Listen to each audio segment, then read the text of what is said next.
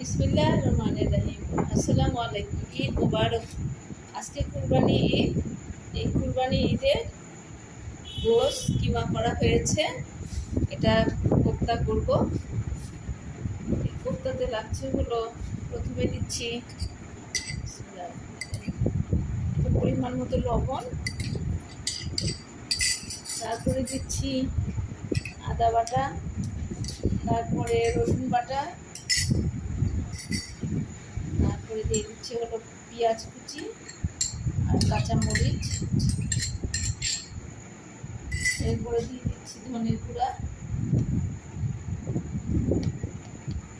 খুব বেশি দেওয়ারও দরকার নেই, আবার কমও না, মাঝারি। দিয়ে দিচ্ছি শুকনা মরিচের গুঁড়ো,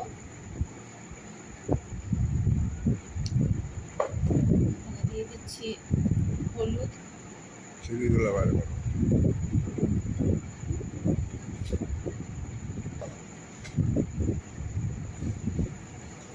গরম মশলার গুঁড়ো দিয়ে দিলাম,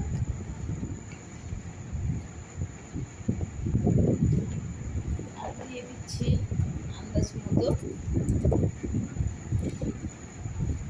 সরিষার তেল।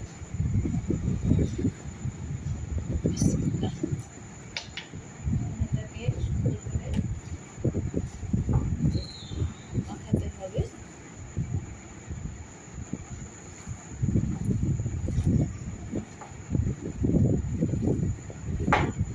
খুব ভালো করে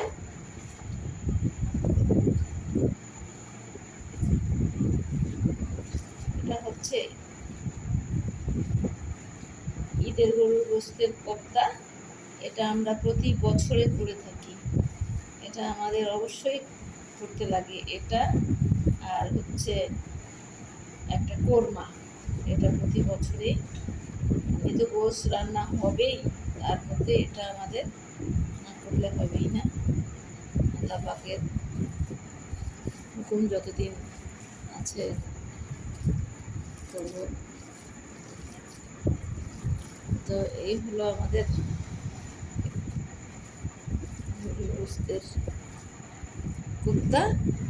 হ্যাঁ, এটা আপনাদের একটু দেখানোর জন্য দেখাচ্ছি কীরকম করব।